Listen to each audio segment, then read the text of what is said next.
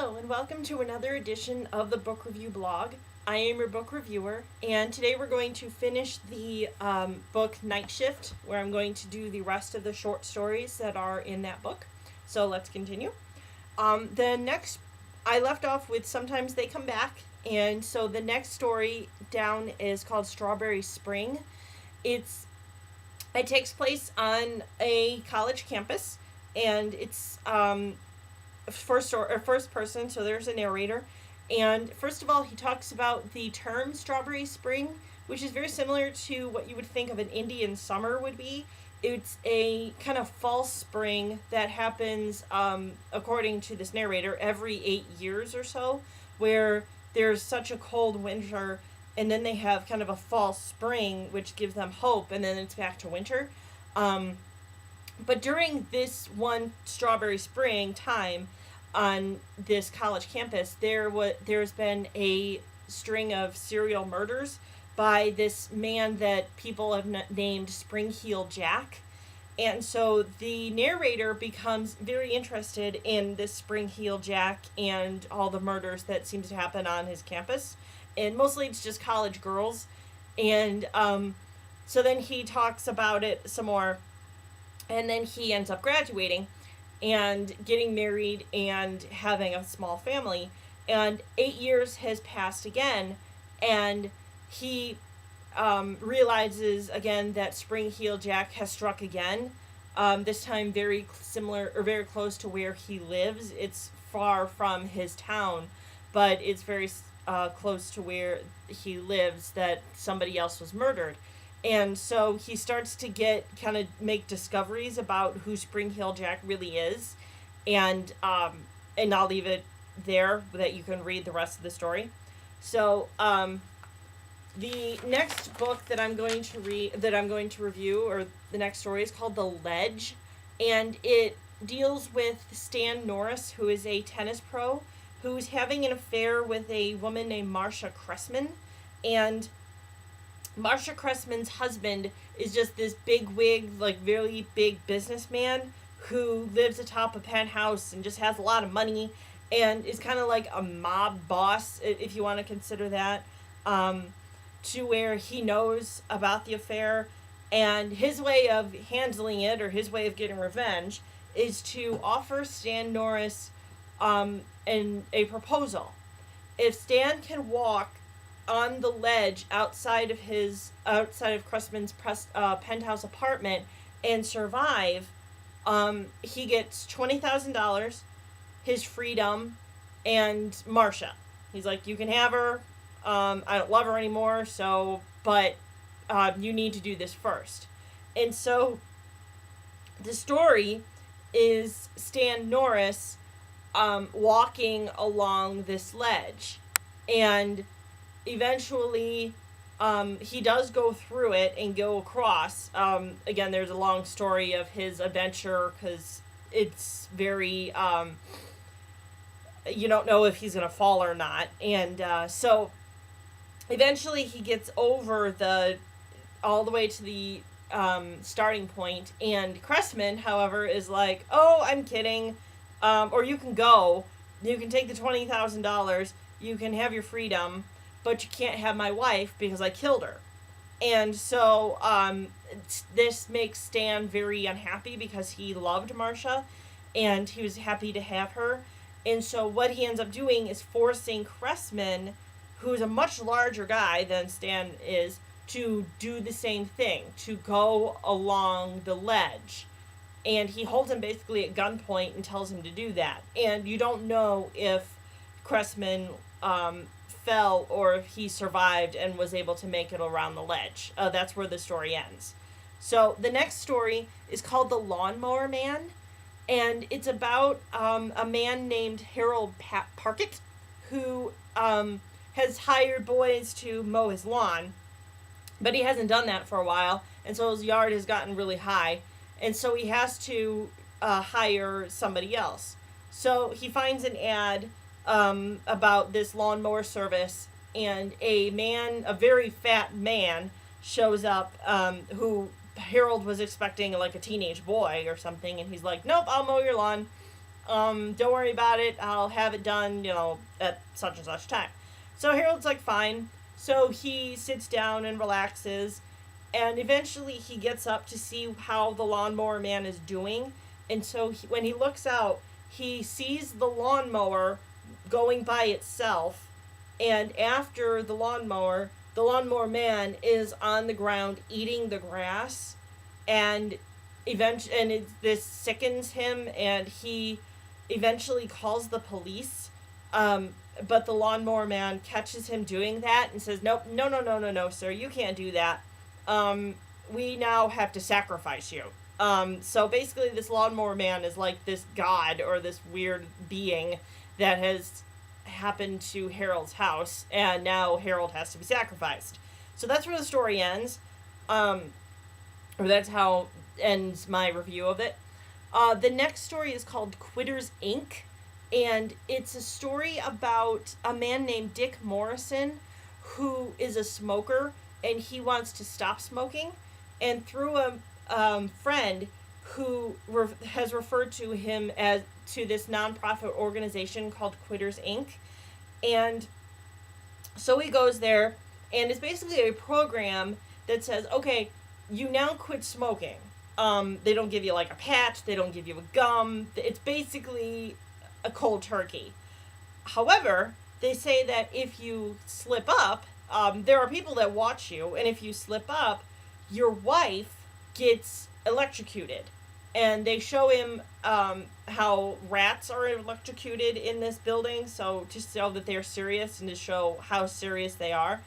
And they said if you slip up a second time, again, I've written this down.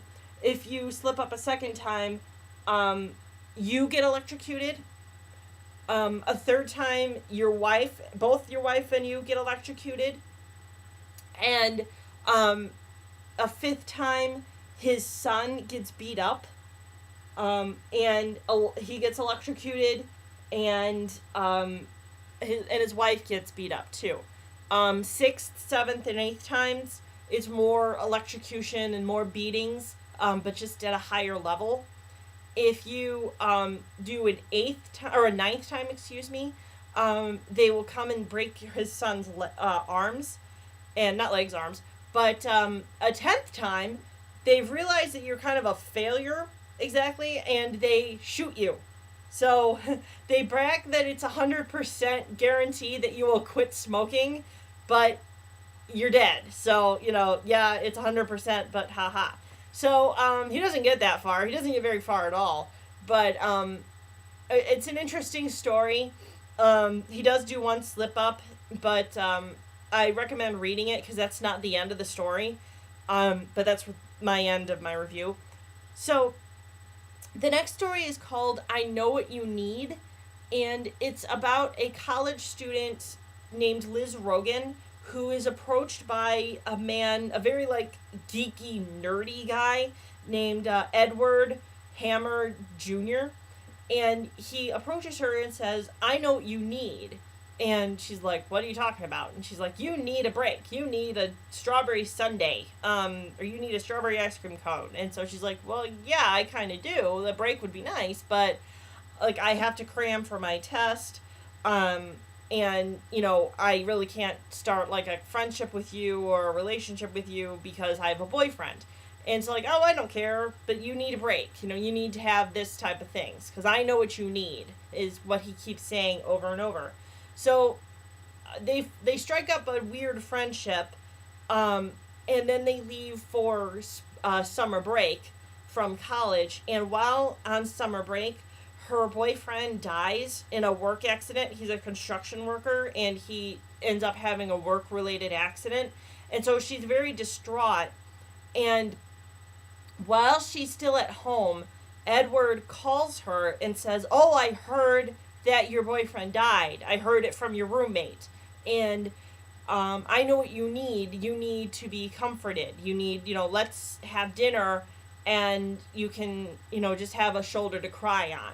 And so she, eventually when she gets back to school and she and Edward meet up again, they kind of have more more of a relationship where she realizes that she is falling in love with him because he knows he's like connecting because he knows what she needs at the time. But she's really, this idea is really freaking out her roommate because, first of all, her roommate is like, I didn't know that your boyfriend died. Edward didn't tell me anything. Or I didn't tell Edward anything. And so, but her roommate's like, I've done some research on Edward, and he's basically a crazy man. He's just a kook.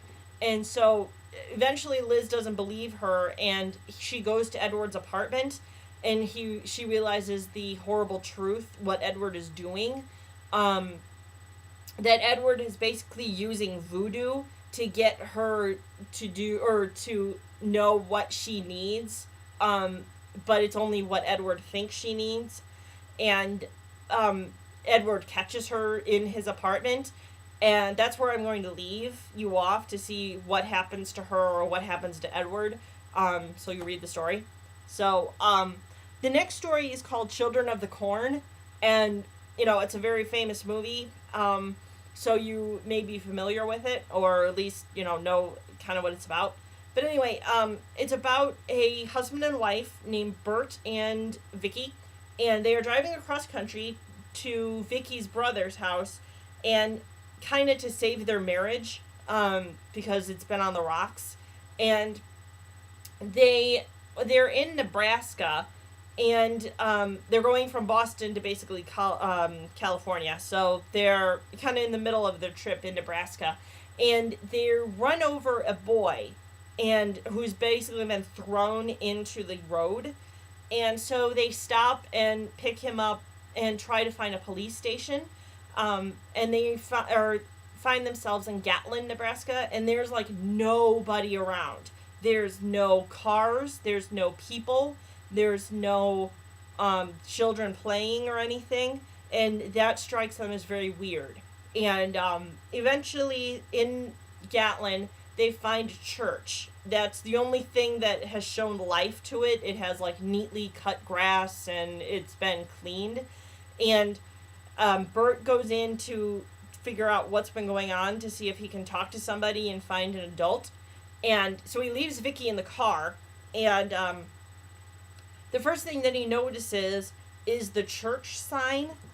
And the church is called The Power and Grace of He Who Walks Behind the Rows.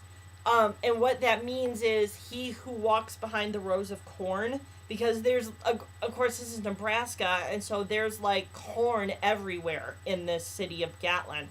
And so he's in the church, and he is looking through a ledger of births and deaths of the members of the church, and he's doing math, he's realizing that nobody in this town lives till the age of past 19. They die on their 19th birthday. And he's realized that all the adults are killed in this town of Gatlin, and that it's been taken over by kids, who are basically like a church cult. Basically, like, that's kind of a very small, easy word for it. But then Vicky starts screaming, and he runs outside, and these children of the corn basically are trying to attack her because she's an adult, and they need to get rid of the adults and sacrifice them to he who walks behind the rows, which is their god. So eventually they end up killing Vicky, and Bert starts running, and he runs like in between the corn rows. And so basically then he gets to like their sanctuary, or where they have sacrifices. And that's kind of where the story ends. It's not going to end well for Bert, because Vicky has already been gotten, and these children are after him. So, again, that's where the story ends. So the next story is called The Last Rung on the Ladder. And that's one where it's not scary. It's actually quite sad. But it's suspenseful, I guess. It's about brothers and sisters named Larry and Kitty, and they are 8 and 10 at the time, and they live in Nebraska, on a farm, and they have an idea to play in their hayloft in the barn. And what they do is they climb up the ladder to the beam and the top beam in the barn, and they jump off the beam into the hayloft, into a big pile of hay. So it's dangerous, but it's, they come out fine in the end. So they keep, of course, if you do something and it's fun, you got to do it again. So they do it over and over and over, like taking turns. Larry goes, then Kitty goes, then Larry goes, then Kitty goes. And finally, the last time that Larry goes, he notices that the ladder is getting very rickety and very unsafe. And so he goes up and jumps off. But before he can tell Kitty that the ladder is unsafe, Kitty is already up the ladder and about basically the third rung from the top. And all of a sudden the ladder breaks right below her. And so she's hanging on the last rung of the ladder. And so now Larry is trying to move hay over her or below her so that if she falls, she won't fall to the barn floor. Like, she'll get hurt, but hopefully she won't fall to her death.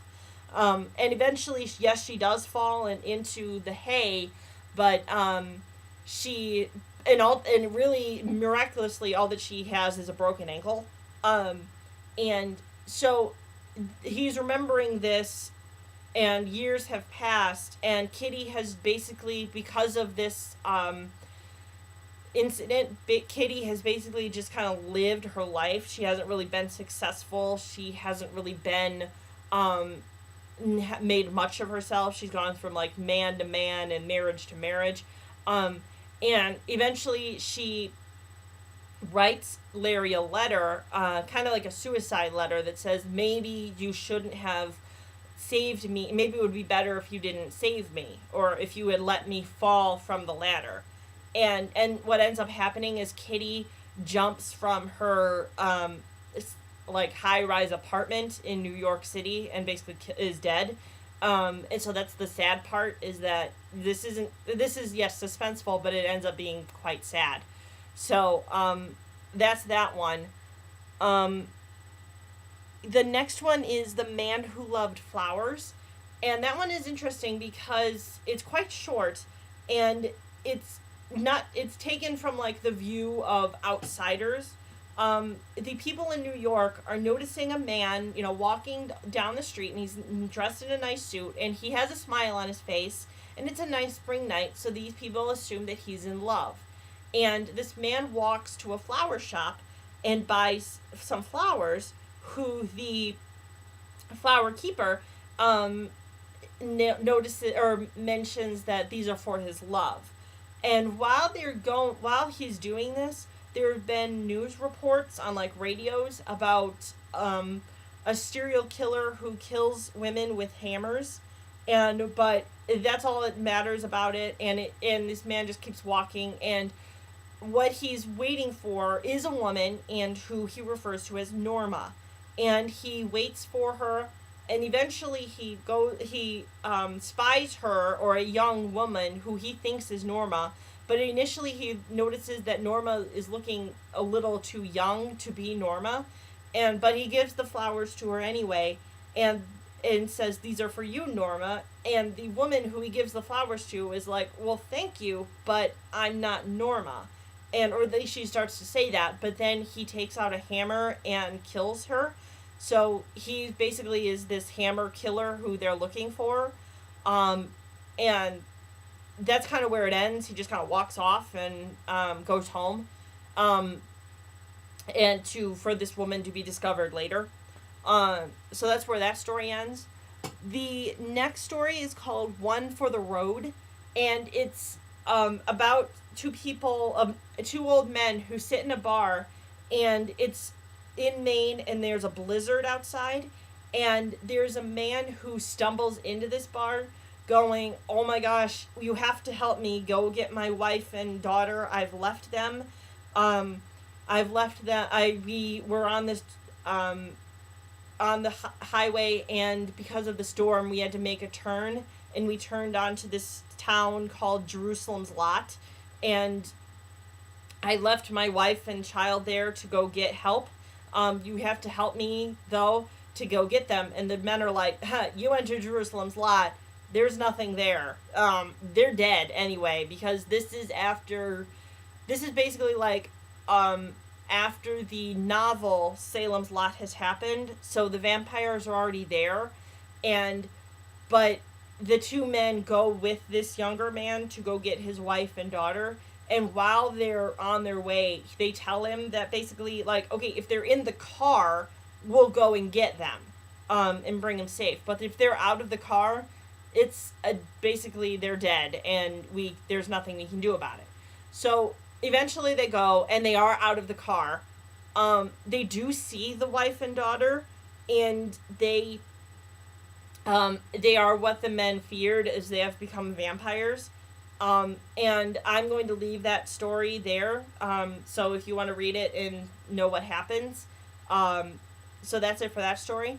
The last story in this Night Shift book is called The Woman in the Room. And like the rung on the ladder, or the last rung on the ladder, it's very sad. It's not scary at all. It's just very sad. And what it is a man is going to visit his mother, who is in a hospital bed dying of cancer. And he has with him a bottle of pills that if he gives her so much of them, or so many pills, it will kill her. So, and this whole story is circling around, can he do it? Can he go and basically mercy kill his mother? And I'm going to leave that for you to figure out if he did it or not. That's it for this book. I found it fun. Again, there were stories that I liked more than others. The next book that I'm going to read is called The Dead Zone by Stephen King. So that's up for next, and I bid you farewell and happy reading.